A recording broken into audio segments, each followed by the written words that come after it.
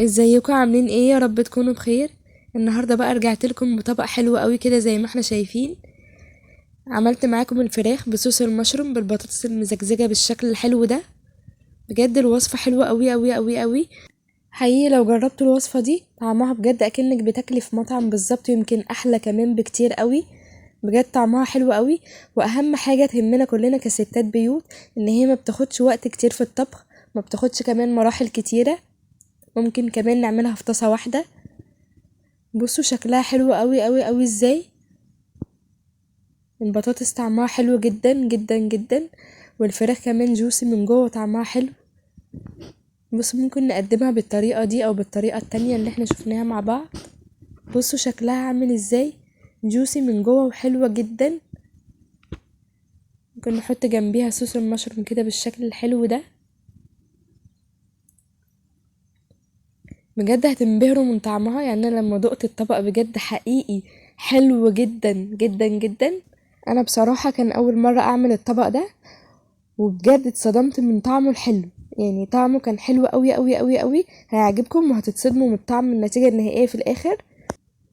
ولو استفدتوا ما تنسوش اللايك وتشتركوا في القناة وتفعلوا زر الاشعارات عشان يوصلكوا كل جديد. يلا بينا نشوف المقادير مع بعض عاملة ازاي. اول حاجة معايا صدور فراخ مقطعاها بالشكل ده. كنت دايما باخد صدر الفرخة كده من فوق، الحتة اللي هي من فوق اللي بتبقى مرسومة دي شوية، غير اللي بتبقى الحتة المفتتة من تحت. معايا مكعبين زبدة وملح، وعودين كده من الرز الماري والثوم الفريش، وفلفل اسود. ومعايا هنا البطاطس غسلاها كويس قوي بقشرها، مقطعاها كده بالشكل المزجزج ده. واول خطوة هنبدأها مع بعض ان احنا هنا هنتبل الفراخ بالملح والفلفل. هنرش كده رشة من الملح ورشة من الفلفل، وهنقلبها وهنعمل نفس الخطوة تاني.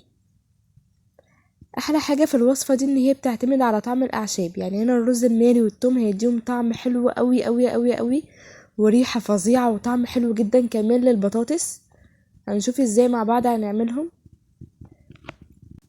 وهنا قلبناهم من الناحية التانية، وهنرش رشة من الملح برضو ورشة من الفلفل عشان تبقى كلها اتبلت كويس قوي معايا. والخطوة اللي جاية اهم حاجة ان احنا نكون مسخنين طاسة حلوة قوي على النار، وهننزل بمكعبين الزبدة ومعلقة من الزيت عشان الزبدة ما تتحرقش معايا. هنسخنها حلوة قوي، وهنبدأ ننزل بالفراخ زي ما احنا شايفين بالشكل ده. لازم الفراخ تعمل صوت معاكي اللي هو صوت التش ده، لازم تعمله معاكي. الصدمة دي للفراخ مهمة قوي قوي قوي، بتحبس السوائل جواها وبتخليها من جوه جوسي وتكون طرية معاكي ما تبقاش ناشفة. بصوا بالشكل ده. هنسيبها شوية تاخد لون، وهنبدأ اول لما تاخد لون معاها هنقلبها على الوش التاني بالشكل ده. طبعا هنكون مهديين النار عليها، بس مش هتبقى واطية قوي النار ولا عالية قوي، يعني النار هتكون متوسطة.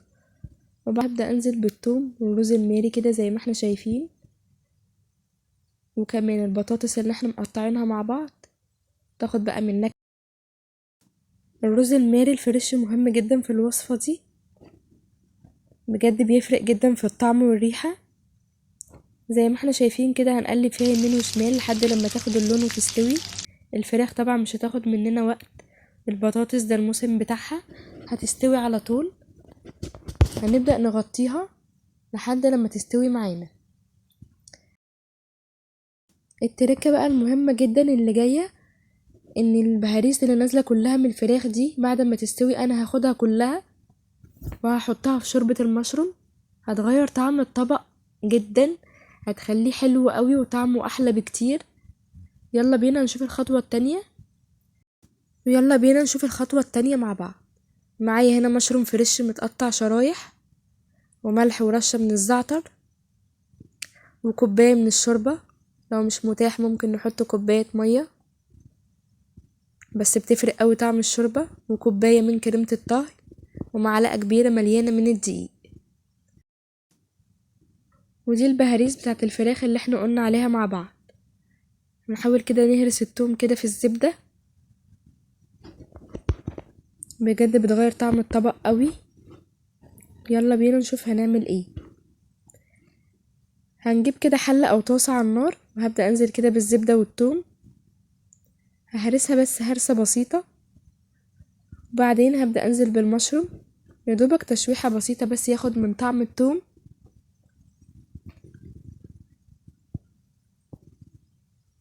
هنقلبه كده مع بعض.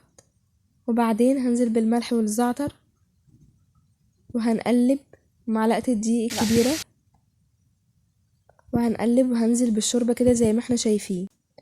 لو مفيش شوربة احنا ممكن نحط كوباية مية ومعاها مكعب مرق، بس الشوربة بتدي طعم احلى بكتير واغنى. هنقلب كده مع بعض زي ما احنا شايفين، يدوبك بس تاخد دقيقتين على النار. هنزل بس برشة بسيطة من الكاري. وبعدين هنبدأ ننزل بكوباية كريمة الطهي. بديل كريمة الطهي هنا في الوصفة دي هنزود معلقة دقيق مع المعلقة الأولانية، يعني هيبقى معلقتين دقيق وعليهم كوباية من اللبن. هيدينا نفس القوام كده زي ما احنا شايفين. بس بصراحة طعم كريمة الطهي حلو جدا جدا جدا، بيدينا كده طبق زي اللي بناكله من بره بالظبط. وبعدين هننزل برشة من البقدونس وهنسيبها كده لحد لما تبقلل معايا، وبكده بيكون صوص المشروم جاهز معايا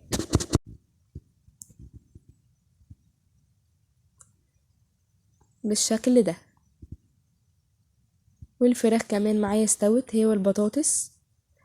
هنبدأ بقى نقدمها مع بعض ونعمل طبق زي المطاعم بالظبط. وهنبدأ نحضر الطبق بتاعنا مع بعض. هنزل بالفراخ كده ورشة من البقدونس وحلقات البطاطس بالشكل ده.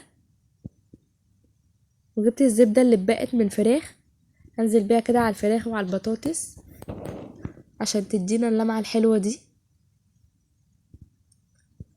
وهنزل بصوص المشروم بالشكل ده.